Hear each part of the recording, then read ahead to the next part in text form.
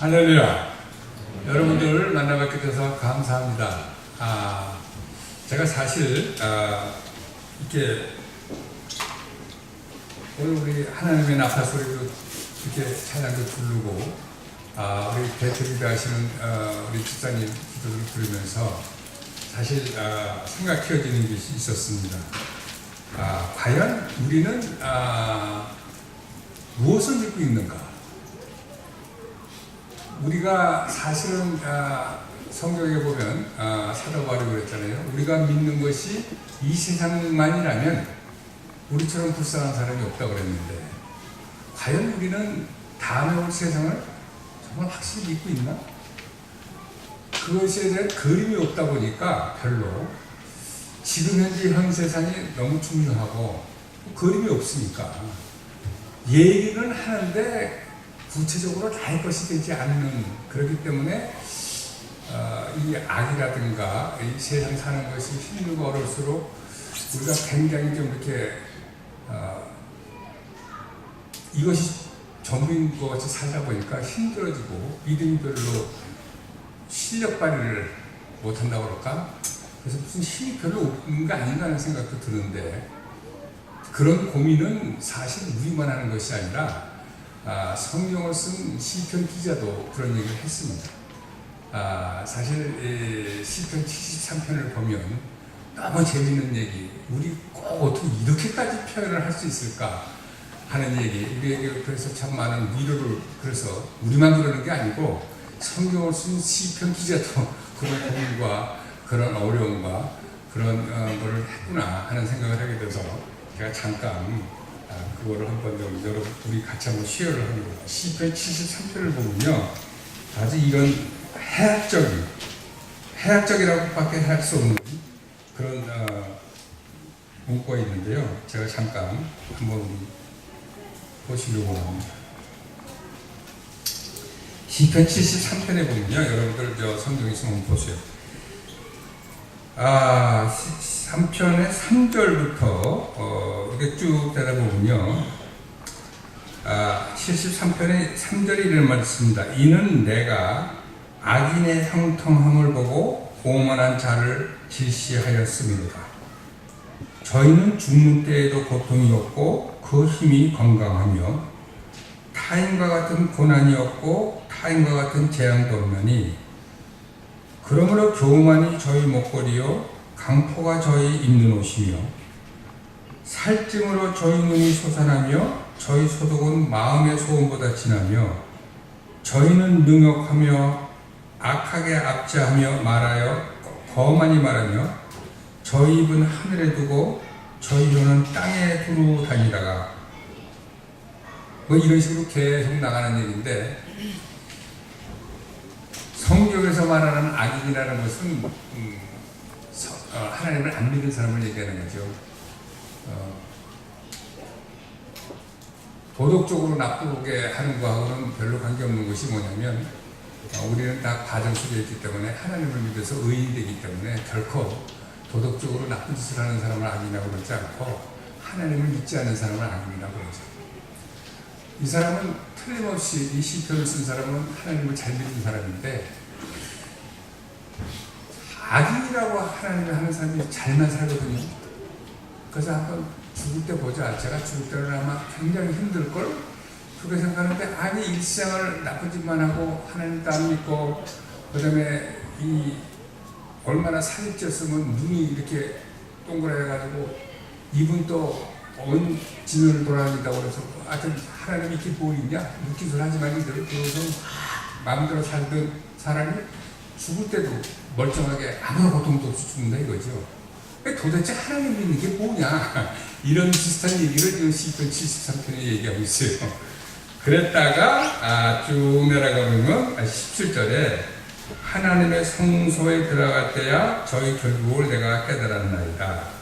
주께서 참으로 저희를 미끄러운 곳에 두시며 파멸에 던지시니 저희가 어찌 그리 졸지에 황폐되었는가 놀람으로 전멸하였나이다. 이런 얘기가 있는데, 사실 우리가 예수를 믿으면서 앞으로 다가올 세상을 믿지 않으면 참으로 힘듭니다. 근데 사실 다가올 세상이 있고 천국이 있다고 얘기는 하지만 우리 안에 그 그림이 정확하게 그려 있지 않으니까 somehow 우리가 죽으면 천국에 가서 흰 구름 타고 왔다 갔다 하면서 하프 정도 치고 이따 영혼이 산다는 때 참 조금은 지겹겠다 하는 그 정도밖에 우리는 천국을 생각 안 하니까 안 가도 그만이고 가도 그만이고 여기가 중요한 거예요. 그러다 보니까 이런 시편 기사도 이렇게 쓰고 우리도 이거 읽어보세요. 여러분 동감한가요? 예수 믿는 게 뭔 게 대수야. 저쟤들 뭐 예수 닮으면 잘 먹고 사네. 그러니까 사실 우리가 믿음 생활을 이기고 믿음 생활에서 승리하기 위해서는 우리가 갈 세상에 대한 정확한 그림이 있어야 됩니다. 그거 없으면 너무 힘듭니다. 오늘 우리가 하나님의 나팔 소리를 찬양을 했는데요. 잘 아시다시피 고린도전서 15장 51절에 나오는 얘기잖아요. 하나님의 나팔 소리가 부르면 어떻게 되어 있죠? 예수님이 오실 때 나팔 소리와 함께 이곳에 와서 미리 예수 믿고 죽은 사람은 벌써 예수님이 올 때 계시록에 있지만 예수님이랑 같이 오고 그 다음에 우리 이 땅에 아직도 남아서 예수를 믿는 사람은 호련히 우리 몸이 변해서 공중에 올라가서 예수를 만난다는 그런 말이 있잖아요. 근데 이제 우리가 아는 것을 얘기를 하면서도 우리가 갖고 있지 않은 그림이 뭐냐면 그러면 내가 호련히 변해서 몸이 변했다, 휴거했다 이런 것까지는 알겠는데 그럼 어떻게 되는 거야? 그래서 이런 것에 대한 그림이 별로 없어요. 근데 성경은 사실은 자세하게 그런 걸 다 알려줬어요. 우리가 그거를 관심을 갖고 안 보니까 우리는 그냥 이렇게 아무런 몸이 없이 이렇게 성경은 정확하게 몸이 변한다고도 얘기를 했는데 그냥 우리는 그냥 계속 이렇게 연기처럼 이렇게 올라가가지고 죽으면 그냥 구름 사이로 붕붕 떠다니면서 기타 치면서 하나님하고 사는 거 아닌가 하는 그런 생각을 하다 보니까 별로 그렇게 매력적이지 못해요. 여러분, 제가 잠깐 이번 시간은 하나님의 영광에 대해서 얘기하는 시간인데 지금 잠깐 디비에이션에서 죄송한데 이것만은 좀 알고 싶어서 여러분 도전을 드리고 싶어서 그래요. 성경은 정확하게 고린도전서에 하늘에 있는 몸이 있듯이 땅에 있는 몸이 있듯이 하늘에 속한 몸이 있다고 그랬습니다. 소위 말해서 신령한 몸이에요. 우리가 말이에요. 요한복음 21장을 보면 무슨 장면이 나오냐면 부활하신 예수님이 디베라 바닷가에 제자들을 찾아가서 아침을 준비하고 기다리고 있어서 베드로가 오면서 바닷가에 가서 주님이다 그래가지고 헐레벌떡 뛰어가서 주님을 만나 뵙고 주님이 준비한 조반을 먹는 브렉파스트를 먹는 장면이 나오는 거 여러분 너무나 잘 아시잖아요. 그 당시 같이 아침을 먹는 예수님은 이미 십자가에 돌아가셨다가 부활하신 때예요. 그런데 베드로와 제자들이 그분을 보고 주님이라고 알아봤어요. 그분이 연기로 온 게 아니라 정확하게 몸을 입고 왔는데 예수님이라는 거를 알 정도로 확실히 신령한 몸이라도 뭐 이렇게 둥둥 떠나는 몸이 아니라 우리가 알아볼 수 있는 몸으로 왔기 때문에 베드로가 주님이다 그런 거예요. 그리고 너무 기막힌 것은 거기 안에서 예수님이 니들이 하면 생선을 가져와라 그래서 같이 생선을 먹었어요. 이걸 보면 부활한 몸으로 음식을 먹는다는 얘기예요. 우리가 부활하면 그냥 두둥둥 떠나면서 기타 치는 것이 아니라 우리도 몸을 입고 먹는다는 얘기예요. 얼마나 익사이팅해요. 지금은 뭐 먹지 말아라, 뭐 먹지 말아라, 살찌니까, 당뇨 걸리니까 뭐 하지만 그 당시에는 아무리 맛있는 거 많이 먹어도 병 안 걸릴 거예요. 그리고 또 하나, 부활하신 예수님 돌아가시고 나서 벌벌 떨면서 문을 잠그고 있는 제자들에게 문을 열지 않고 쑥 들어오신 거 여러분 아시죠? 그러면서 예수님 말씀을 성령을 받으라. 우리가 부활하면 우리도 그 몸을 입고 문을 쑥 들어가는 그 부활체라는 것을 우리는 예수님을 통해서 알 수 있는 거예요. 자, 이렇게 되면 우리가 연기처럼 두둥실 떠다녀가지고 하프 치고 그냥 좀 죽겠다 하는 그런 세상이 아니라 기가 막힌 세상이 우리를 기다리고 있구나, 우리가 상상할 수 있어요. 여러분, 예수를 믿지 않는 사람도 이 세상이 조금 있으면 끝날 걸 알고 있어요. 너무 세상이 악해요. 여러분 아시잖아요. 5년 전, 10년 전 악한 정도는 상상도 못하게 빠르게 악하게 돼가지고 지금은 미국이라든가 뭐 구라파는 얘기할 것도 없고 남자가 남자, 여자가 여자끼리 결혼하는 것도 합법이에요. 그래가지고 이제 남자, 여자 구분이 없어지는 것이 뭐냐면, 제가 손녀딸이 하나 있어요. 5살 먹은 손녀딸이 유치원을 갔어요.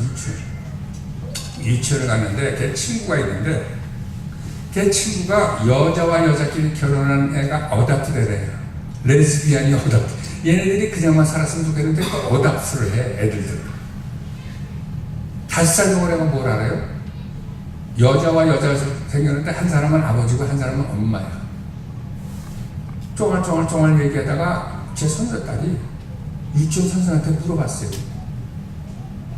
여자와 여자끼리 애를 낳을 수 있냐? 그랬더니 유치원 선생이 대답을 못하고 쪽지를 들려가지고 우리 아들네 집에 보냈어. 얘가 유치원에서 이상한 소리를 하니까, 절대 이상한 소리가 아니죠. 왜 이상한 소리라고 그러냐면, 잘못 대답하면 큰일 나요. 유치원 선생이 쫓겨났단 말이에요. 그게 뭐 나쁘다든가 뭐 못났다든가 아주 골치 아픈 거야 이게. 그러니까 지가 책임을 모면하라고 조그마한 애 쪽지를 보내줬는데, 쪽지 내용이 뭐냐면 집안에서 잘 좀 가르쳐달라고 그러는 거예요. 그래서 제가 제 아들한테 물어봤어요. 또 어떻게 가르쳐줬냐? 그랬더니 내가 뭐라고 얘기해요? 나쁘다고 그래요? 좋다고 그래요? 얘가 뭘 알아? 얘기를 못하는 거예요. 내 손녀딸이 5살이거든요. 이런 애들이 앞으로 10년만 있으면 15살이 되고 15년 있으면 20살이 돼요. 이런 애들이 중심이 돼서 사는 사회가, 우리가 지금 사는 사회가 똑같겠어요? 남자, 여자. 남자를 엄마라 부르고 여자를 아버지로 부르는 애들이 10년, 15년이면 이제 그냥 사회에 주류가 돼서 사는 거예요. 그러면 이 세상이 앞으로 어떻게 되겠냐? 창세기에 하나님께서는 남자와 여자를 만들어서 번성해서 정복하고 살으라고 하나님이 창조 원리를 정면으로 거부하는 일들이 이미 생겼고, 지금 그것이 자라고 있는 이 세상이 얼마나 가겠냐고요. 얼마나 오래 가겠냐고요. 그러니까 예수를 안 믿는 사람도 이 세상이 끝이겠다 하는 얘기를 하는 이유가 거기 있어요. 다 아니까. 자, 그런데 예수를 안 믿으면 그 사람들은 이 세상이 끝이면 끝이에요. 그 다음에 뭐가 있습니까? 예수 안 믿는 사람한테 물어보잖아요. 여러분도 아시잖아요. 그만이지 뭐, 없지 뭐. 뭐가 있지 뭐 있어. 천국과 지옥을 안 믿으니까 예수를 안 믿는 사람들이 당연히 그 얘기를 하죠. 그러나 우리는 세상의 끝이라고 얘기를 안 해요. 우리는. 왜냐면 우리는 이 말을 조심해야 됩니다. 우리가 기다리는 것은 이 시대가 끝나면 다음 시대가 오는 것을 기다린다고. 에이지, 세상이 아니고요. 이 시대는 무슨 시대예요? 사탄이 왕노릇하는 시대예요. 사탄이 왕노릇하는 시대가 끝나면 오늘 우리 찬송했던 것처럼 하나님 나팔 소리가 부르면 누가 와요? 왕 중의 왕 예수님이 와요. 그 다음부터는 왕 중의 왕 예수가 다스리는 새로운 시대가 오는 거예요. 우리는 그래서 그 시대를 기다리며 사는 사람입니다. 이게 얼마나 기가 막힌 디퍼런스입니까? 예수를 못 믿은 사람은 희망이 없어요. 예수를 안 믿는 사람은 희망이 없다니까. 그냥 기껏 하는 얘기가 아무것도 없지. 아무것도 없었으면 좋겠는데 지옥이 기다리면 어떻게 되는 거예요? 근데 우리는 무슨 팔자에 뭘 했다고요? 하나님 은혜 때문에 비록 불평불만을 믿고 즐기지를 못하고 누리지를 못해도 그래도 우리는 예수를 믿는다는 덕분에 그 시대를 맞이하게 될 알고 그 시대를 산다는 게 이게 얼마나 감사한 일입니까? 우리가 그 시대를 기다리면서, 그 시대는 예수님이 왕이 되시고 되는 그 시대라고 했는데, 그러다 보니까 우리가 그 시대를 다스리는 예수님, 또 하나님, 어떤 분인 걸 아는 것이 그렇게 중요할 수 없어요. 왜냐하면 우리는 그분이 우리의 아버지뿐만 아니라 그분이 다스리는 그 시대를 살 거니까, 지금 우리가 이 세상에 사는 80년 이 연습을 하면서 살다가 그야말로 새로운 시대, 영원히 사는 시대에 그 아버지랑 같이 영원히 살 건데, 우리가 그 아버지에 대해서 모르면 어떻게 되겠어요? 마치 우리 우크라이나 사시는 분들이 하와이를 가는데, 우크라이나가 추우니까 잔뜩 백에다가, 여행 가방에다가 겨울옷만 입고 준비해가지고 하와이 가는 사람, 그 사람 하와이고, 적어도 하와이 가려면 하와이는 어떤 데인지, 날씨는 어떤지 이걸 알고 오게 맞춰가야지. 근데 우리는 영원히 사는 세계가 온다고 그러면서 그거를, 거기서 살 아버지가 어떤 분인지, 그 세상은 어떤 세상인지, 뭐가 중요한 세상인지 이거 하나도 관심이 없어요. 그래서 오늘 거기에 우리가 관심을 갖기 위해서 적어도 우리가 앞으로 영원히 살 그 곳에, 오늘 얘기했지만 예수님이 사는 그 동네, 그 아버지는 어떤 아버지인가? 에베소서 1장 17절을 보니까 그 아버지는 영광의 아버지라고 했어요. 그럼 도대체 영광의 아버지가 사는 그곳은 어떤 곳이냐? 이런 거에 대해서 우리가 당연히 알아야지. 왜냐면 우리가 가서 살 곳이니까. 그래서 사실 오늘처럼 중요한 말은 없을 거라고 생각을 합니다. 우리가 준비하는 삶 속에서 가장 중요한 거, 미리 우리가 갈 곳을 알고 예수님의 말씀 속에서 어떤 것인지 찾아보는 시간이기 때문에 되게 중요합니다. 그런데 이 영광의 아버지라는 이 주제가 10분, 20분 만에 해결될 수 있는 주제는 아닌 거 우리는 알고 있잖아요. 그런데 그렇다고 해서 하루 이틀 3일 4일을 할 수도 없고, 그러다 보니까 하나님의 도움이 절대적으로 필요합니다. 정말 이 순간 우리가 이것만 제대로 잡으면 우리는 정말 시편 기자 73편에 얘기했던 그 불평불만을 안 하면서도 그때를 기다리면서 살 수 있을 거니까, 이게 우리 얘기고 우리한테 굉장히 중요한 거예요. 잠깐 기도하겠습니다. 저희들에게 말씀을 주시고 가서 살 것을 알려주시고 그것의 주인 되시는 우리 아버지에 대해서 말씀해 주시는 귀한 말씀을 공부하기를 원합니다. 우리의 마음이 한 곳에 포커스돼서 하나님께서 해주시고자 하는 귀한 말씀을 다 알아들 수 있는 지혜를 주시옵소서. 도와주옵소서. 이 모든 말씀 우리 주 예수 그리스도 이름 받들어 기도합니다. 우리는 사실은 영광의 아버지라고 그랬는데 이것처럼 깐깐이한 말은 없을 것 같아요. 구체적으로 이게 안 들어온단 말이죠. 모든 영광스러운 거에 아버지라는 뜻인가? 그렇겠죠. 근데 영광이 뭐야, 영광이? 참 굉장히 애매한 단어예요. 영광. 우리는 예수 믿는 사람이 입버릇처럼 하루에도 몇 번씩 무슨 일을 하더라도 하나님께 영광, 하나님께 영광. 우리는 이 단어 굉장히 씁니다. 온통 예수 믿는 사람이 영광을 모르면, 하나님의 영광을 모르면 쉽게 말해서 간첩이라고 그럴 정도로 예수 안 믿는 것처럼 우리는 영광을 얼마나 쓰는지 말끝마다 쓰는 영광이면서도 사실 이게 영광이 뭐냐고 설명해보라면 굉장히 힘들어요. 어떻게 설명하겠어요? 어떻게? 그래서 사실은 이 영광에 대해서 우리가 공부할 때 하나님은 뭐라고 그러나 그걸 따라가지 않으면 우리 생각을 얘기하기 시작하면 그게 무슨 의미가 있겠습니까? 그러나 하나님이 말씀하시는 영광의 아버지라고 그랬으니까 우리 하나님이, 그분은 우리가 섬기고 우리가 영광을 드리고 싶고 우리를 사랑한다 그러고 나도 사랑하고 싶으면 그분은 영광의 아버지예요. 그럼 그분이 어떤 분인 걸 제대로 알아야 제가 그분의 마음에 맞게 그분을 섬길 수가 있는 거 아니겠어요? 그 중에 하나 특징이 영광의 아버지라고 그러니까 도대체 영광의 아버지는 뭐냐? 우리는 사실 아버지 그러면 이 세상에 사는 육신의 아버지가 있다 보니까 육신의 아버지 때문에 하나님 아버지에 대한 그림이 어떨 때 제대로 쓰지 않을 때가 많아요. 불행하게도 육신의 아버지가 이렇게 굉장히 사랑을 모르시고 굉장히 이렇게 가족을 핍박을 하거나 이렇게 술을 많이 드시거나 뭐 그래가지고 부부싸움을 많이 하고 그러는 육신의 아버지를 두는 사람은 같은 아버지 그래도 사실은 하나님 아버지도 그런 비슷한 그런 영향을 받지 않을 수 없잖아요.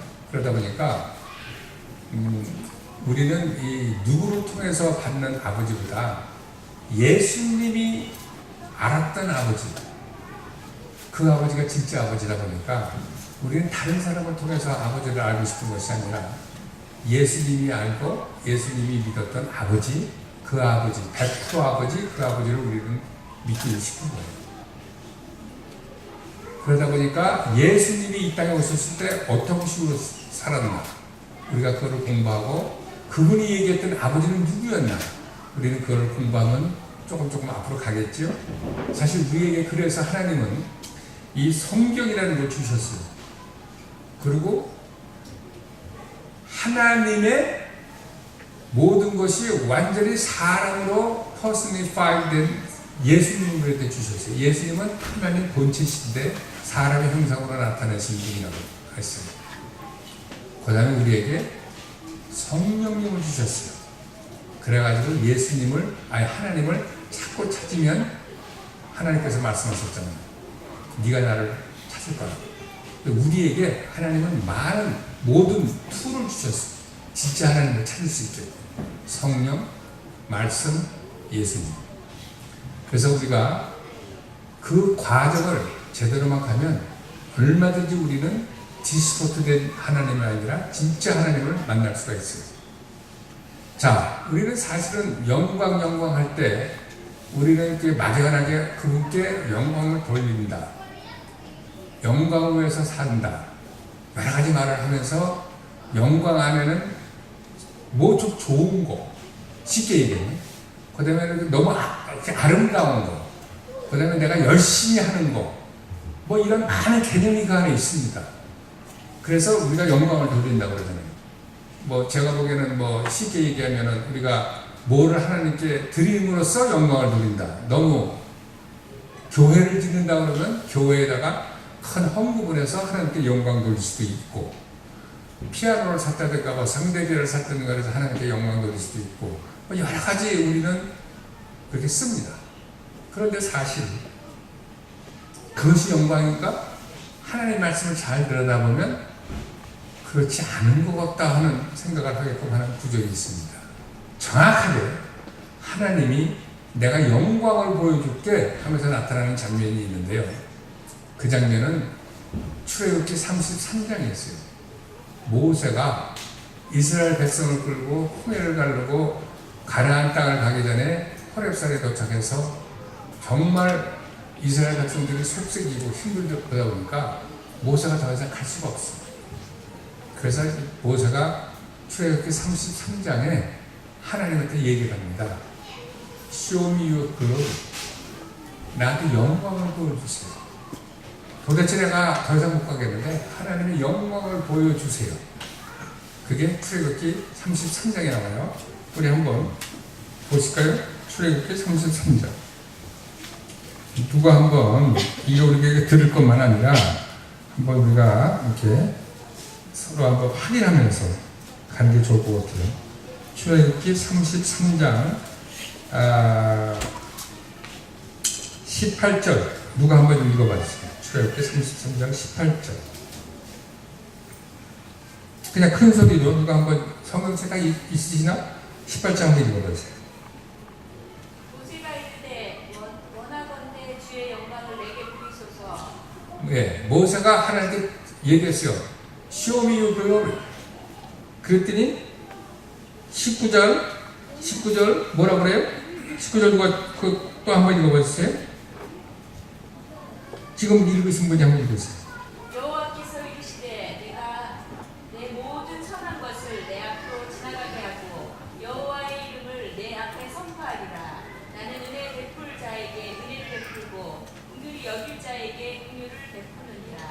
자, 모세가 하나님의 영광을 보여달라니까 하나님이 구름을 쫙 깔고 뭐 어마어마한 무슨 뭐 같다는 그런 영광을 보여주는 것이 아니고 하나님은 자기를 얘기하면서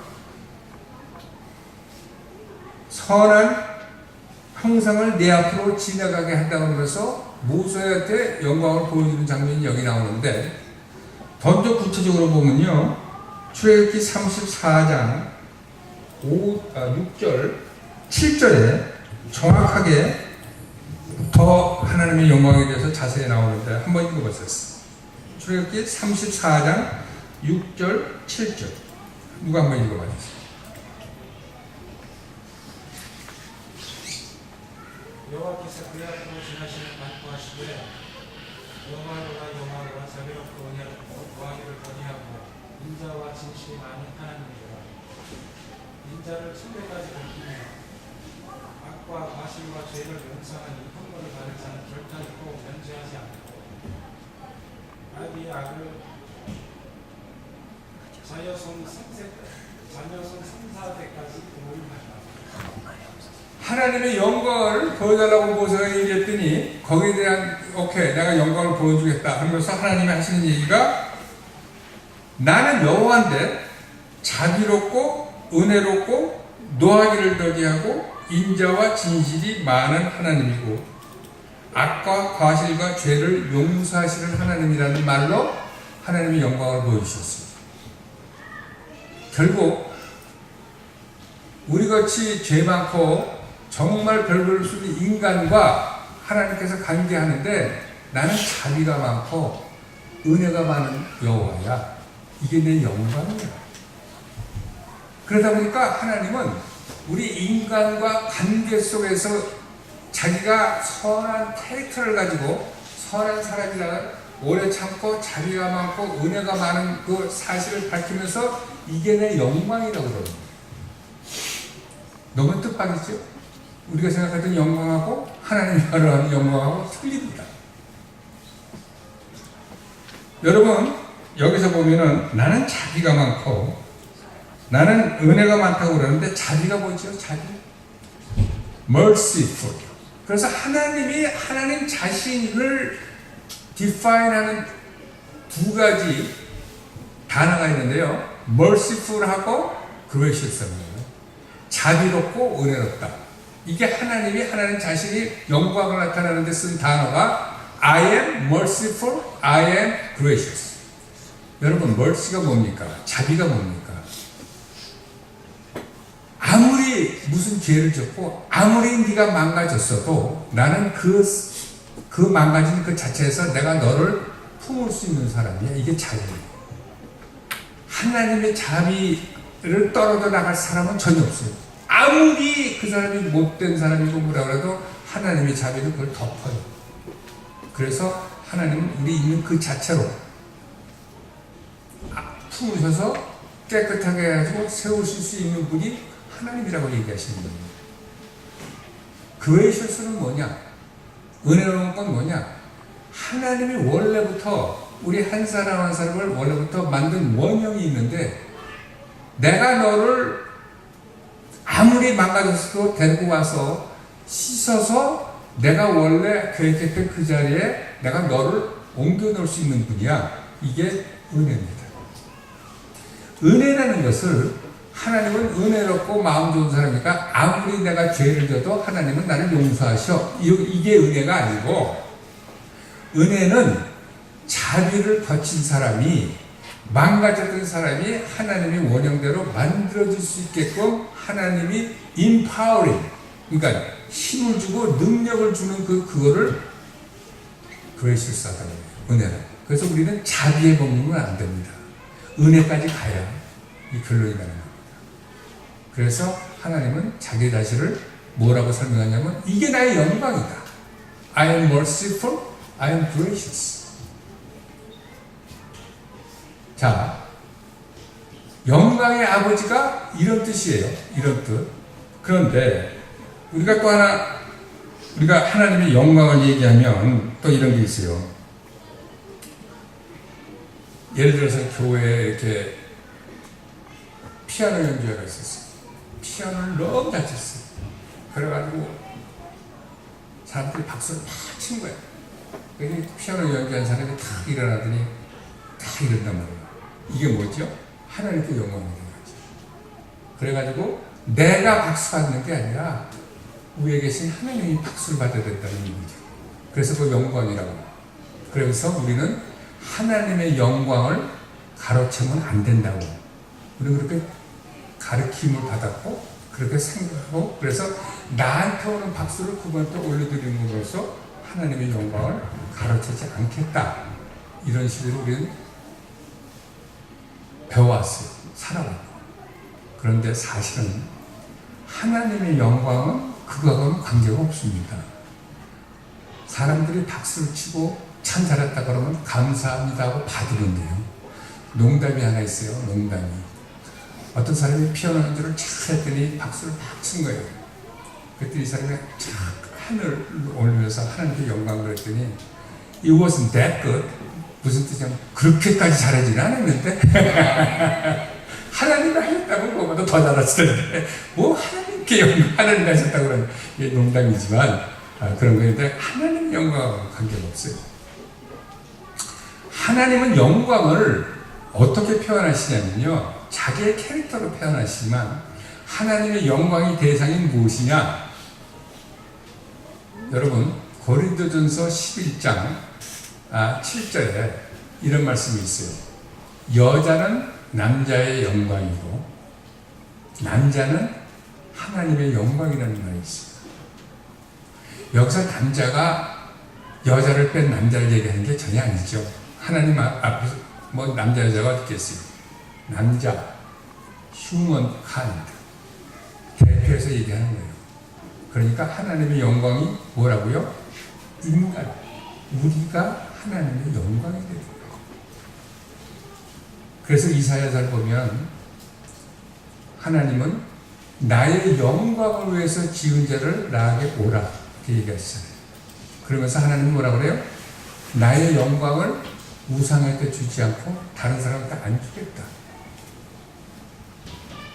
절대로 내가 내 영광을 위해서 만든 이 사람들을 절대 다른 데다 주지 않고 나는 I'm jealous.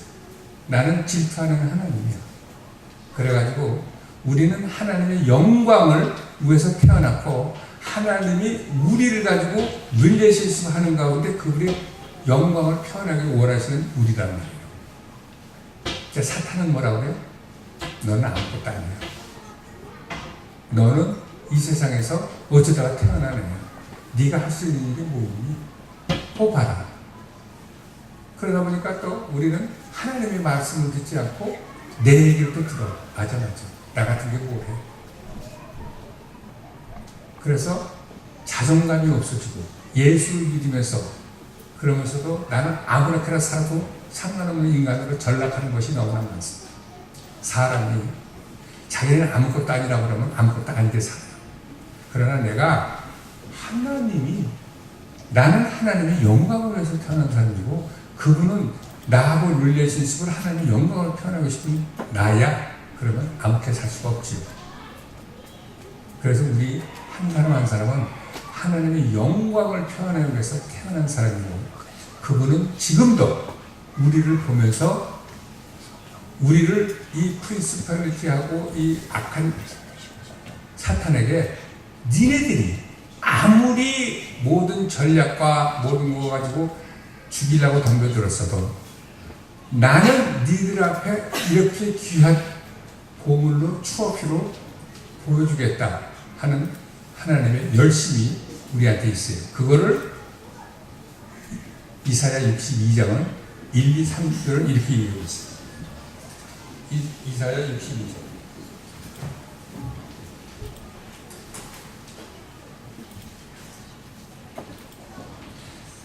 자, 이사야 62장 1절, 2절, 3절을 제가 읽겠습니다.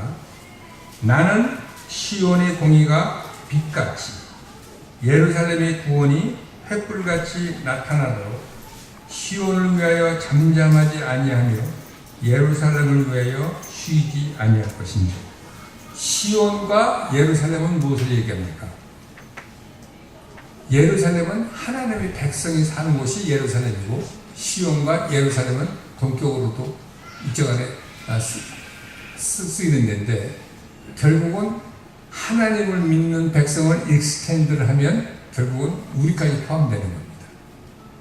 하나님은 우리가 햇불같이 나타나고 시온의 공의가 빛같이 나타날 때까지 절대 쉬지 않겠다고 말씀하고 계세요. 2절에 열방이 내 공의를, 열왕이 다 내 영광을 볼 것이요. 모든 믿지 않은 사람이 사탄까지 합해서 앞에다가 너희들이 영광을, 너희들이 그것을 볼 때까지 하나님은 쉬지 않는다고 말씀하세요. 그 다음에 3절에 뭐라고 그래요? 너는 또 여호와의 손이 아름다운 면류관, 내 하나님의 손이 왕관이 될 것이다. 하나님은 우리를 하나님 손에 놓고 하나님의 면류관처럼 하나님의 왕관이 될 것을 그때까지 우리를 부른다고 말씀하셨습니다. 하나님의 영광이, 우리가 하나님의 영광이다 보니까 결국은 하나님의 영광의 극치는 하나님이 인간을 만들었던 그 원래 목적대로 우리가 되면 하나님은 모든 것에 영광을 받으신다는 그 얘기가 이 얘기예요. 그러다 보니까 하나님의 영광은 우리의 삶과 우리의 만들어짐과 직결 연결된다는 얘기예요. 그러니까 우리 한 사람 한 사람 삶이 얼마나 귀한 삶이 되겠어요.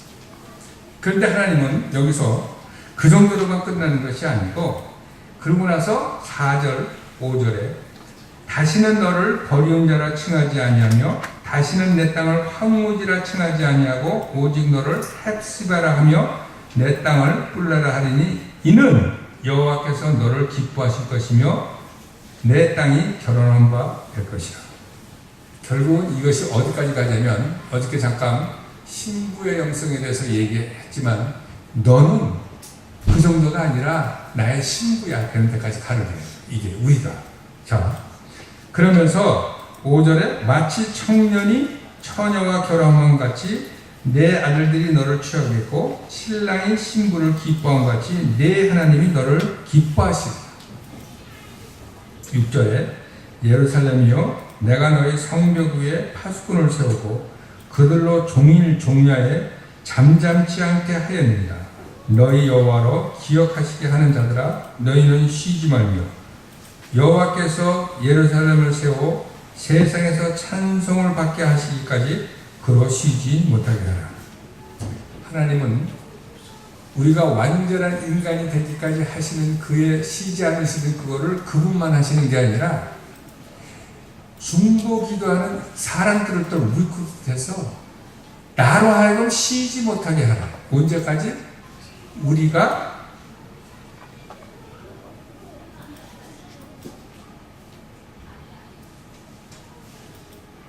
뭐라고 써있어요? 예루살렘을 세워 세상에서 찬송을 받게 하기까지. 그러니까 하나님을 그동안에 반대하고 하나님을 따지 걸고 우리를 침범해서 우리를 멸망시키려고 했던 그 모든 악한 애니한테 모든 세상에 하나님이 봐라. 니들이 암만 그랬지만 나는 결국 니들이 승리했어.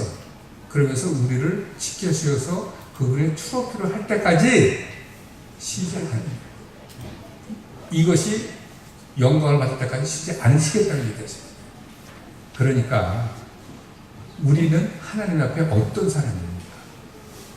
그분의 영광을 보여주기 위해서 태어나게 했다는 하나님의 말씀 그대로 우리의 삶은 하나님의 영광과 직결되는 삶이에요. 여러분, 예수님은 어떤 분이시죠? 예수님이 제자들하고 있을 때 예수님이 가신다고 했더니 제자들 하나가 아버지를 간다니까 아버지를 보여주옵소서. 그러니까 예수님 뭐라고 해요? 빌립아, 내가 너랑 같이 오래 살았는데 나를 본 자는 아버지를 본다. 뭐라고 해요?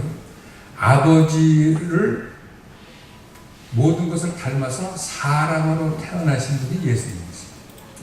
그래서 하나님 본체가 사람으로 태어난 분이 예수님이세요. 그러니까 하나님을 완전히 100% 익스프레션 하는 분이 예수님이세요. 예수님이 이 땅에 오셔서 살았던 모든 삶을 한번 우리는 사복음서를 통해서 알고 있습니다. 예수님이 뭘 하고 살았습니다. 그분은 하늘보좌를 버리고 이곳에 오셔서 그분은 나는 섬김을 받으러 온 것이 아니라 섬기러 왔다고 얘기했습니다. 왜 섬김을 받지 않고 섬기러 왔을까? 하나님의 영광은 섬기는 데 있기 때문에. 나는 자비롭고 은혜롭고 오래 참고 하는 인간과 관계 속에서 선한 캐릭터를 가진 하나님을 영광으로 표현하기 때문에 그 영광 때문에 예수님은 나는 섬김을 받으러 온 것이 아니라 섬기러 왔다고 얘기하시는 거예요. 그래가지고 예수님이 요한복음 12장을 보면 제자들 앞에 그리에서 사람들이 찾아서 선생님을 보고자 원했더니 예수님이 뚱딴지 같은 얘기를 해요. 인자가 영광을 받을 때가 왔다. 그러고 나서 무슨 사건이 생기고 예수님이 십자가에 돌아가시는 사건이 생깁니다. 결국은 하나님의 영광의 극치는 십자가예요. 십자가. 결국은 한 알이 곡식이 땅에 떨어져서 죽지 않으면 자기 혼자 남겠지만 죽으면 많은 열매를 맺을 거라고 얘기하면서 그분은 많은 열매를 위해서 죽으러 오신 분이라고 얘기했었어요. 하나님의 영광은 죽는 데 있습니다. 그래서 예수님이 살으셨을 때 뭐라고 그러셨어요? 제자들이 예수님을 쫓아다니면서 누가 크냐? 싸움할 때 예수님이 제자들에게 하신 말씀. 너희들이 크고자 원하느냐? 가장 작은 자가 돼서 섬겨야 될 것이다. 그 자가 큰 자다. 하늘에서 가장 큰 자가 누구냐? 가장 작은 자로 섬기는 자가 가장 큰 자다. 쉽게 말해서 upside down 킹덤입니다. 이 세상은 뭐를 가르쳐요? 분림하는 거예요. 다스리는 것이 최고다. 그래서 10명을 다스리는 것보다 100명을 다스리는 게 더 좋고 1000명을 다스리는 것보다 10,000명을 다스리는 게 더 좋다. 그래서 많을수록 클수록 많은 사람을 다스릴수록 너는 최고야. 그렇게 얘기하는 것이 이 세상 스피릿입니다. 예수님은 와서 뭐라고 그래요? 반대로 얘기해요. 가장 작은 자가 가장 큰 자다. 왜 어떻게 이런 일이 벌어졌을까요? 왜냐하면 우리가 한번 구약에 들어가서 출애굽기 33장에 모세에게 얘기한 하나님의 영광의 본질을 들여다보면 맞는 얘기예요. 예수는 구약을 신약을 통과해서 하나님의 본체로 오신 분이기 때문에 그분의 영광을 표현하게 오신 분이기 때문에 그분이 그렇게 얘기하실 수밖에 없는 것은 하나님의 영광의 주소가 거기 있기 때문에. 그동안에 우리는 하나님께 영광을 돌린다고 그러면서 무엇을 드리고 무엇을 하는 것을 영광으로 생각했어요. 그러나 이제 와서 보니까 하나님께 영광을 위한 것은 우리가 가장 낮은 자가 돼서 다른 사람을 섬길 때 그것이 하나님께 영광을 돌리는 것을 알게 됐습니다. 결국은 그렇게 할 수 있는 사람이 누굴까요? 자기 자신한테 죽는 사람이 그런 일을 할 수 있겠죠. 자기 자신이 살아서는 있을 수가 없는 거예요. 그래서 시편에 하나님의 성도가 죽는 것을 귀하게 본다고 얘기했어요. 이해가 되는 거예요.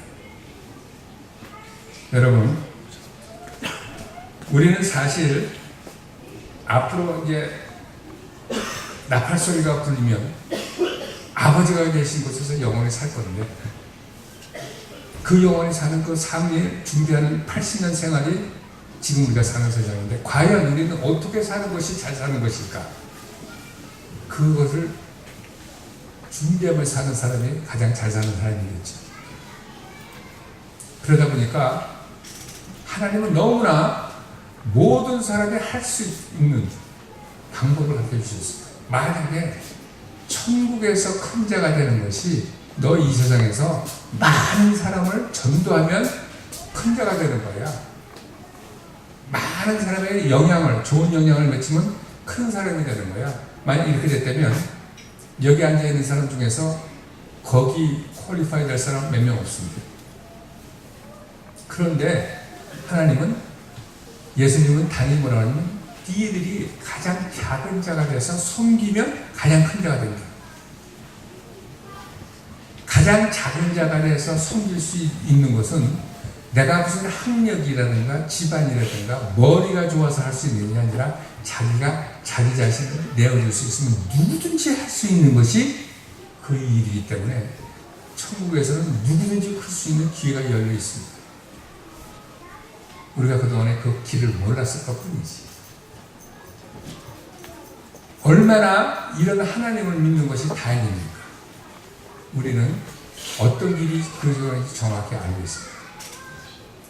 릭 조이너라고 굉장히 유명한 미국의 프로핏이라고 할까 할 수 있는 분인데 그분이 책을 많이 썼어요. 그분이 꿈을 잘 꿔요. 꿈을 꾸는 가운데 이 사람이 천국으로 올라갔답니다. 천국으로 올라갔더니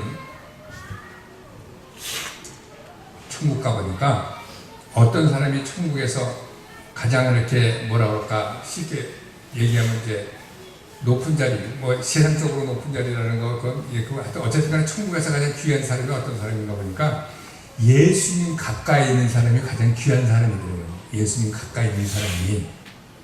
이제 천국을 들어갔더니 문을 딱 열어주는데 자기가 이 세상에서 살았을 때 잘 알던 플로리다에서 큰 교회에 하던 목사님이 문을 열어주더래요.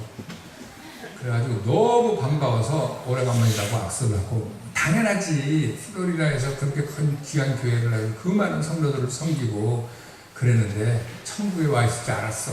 그러면서 이제 쭉 들어가는데 예수님이 저 안에 있는데 이 사람이 나중에 아는 거야. 예수님 옆에 있는 사람들이 가장 그쪽에서 귀한 사람이라는 걸.